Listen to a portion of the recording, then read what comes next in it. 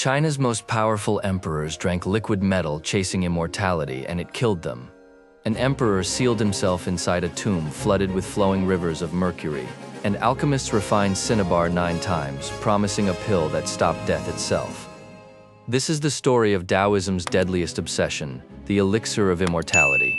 Daoism was born from a simple question: what keeps the cosmos alive?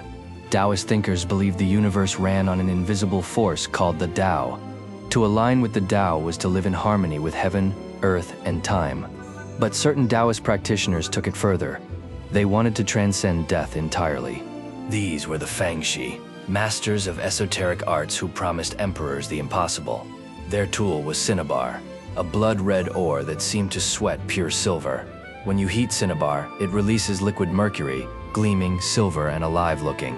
To ancient alchemists, this transformation was proof that Cinnabar held the secret of life. Cinnabar could also reabsorb mercury when cooled, appearing to breathe and cycle. This cycle of death and rebirth made Cinnabar the most sacred substance in Chinese alchemy.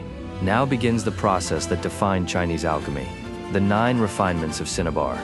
Each refinement purified the Cinnabar further, supposedly increasing its spiritual potency. The process took months and required ritual purity, fasting, silence, and sacred timing.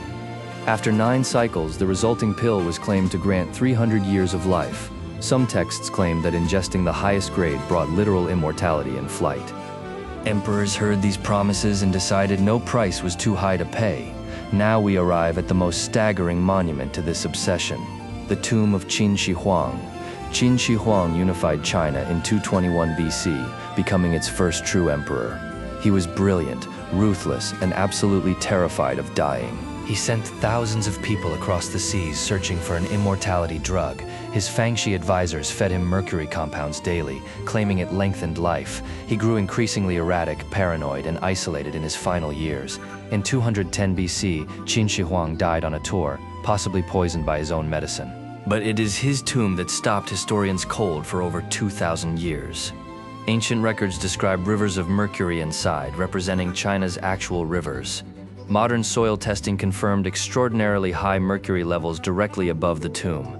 Estimates suggest over 100 tons of mercury may flow beneath that hill today. The man who feared death most built himself an eternal kingdom in poison.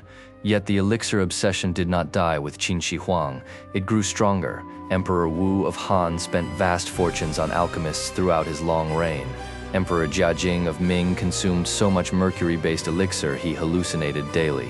His palace women tried to strangle him with silk scarves. The elixir had made him monstrous. He survived that night and went right back to drinking his mercury medicine. Emperor Yongzheng died in 1735. Most historians believe the elixir killed him. Yongzheng had been surrounded by Daoist alchemists supplying him round-the-clock elixirs. He died at 56. Suddenly, after a night of intensive elixir administration. The pattern across dynasties was identical: promise, consumption, madness, death. Mercury attacks the brain and kidneys. It causes tremors, hallucinations, and organ failure. The very symptoms of mercury poisoning were misread as spiritual transformation. The flush in the cheeks and the strange energy were called signs of the elixir working. The alchemists were not always frauds. Many genuinely believed what they promised. Daoist alchemy eventually evolved into genuine chemistry, medicine, and gunpowder. The same furnaces that killed emperors also forged one of history's great scientific traditions, and Qin Shi Huang's mercury tomb still sits unopened under a hill in Shaanxi province. Archaeologists have left it sealed, unwilling to disturb the most toxic tomb on Earth. The man who wanted to live forever preserved himself in the one thing that killed him. The emperors kept drinking and the alchemists kept refining, and every death was called a failure of faith rather than a failure of the formula. Subscribe to History Retold for the ancient truths, history class buried.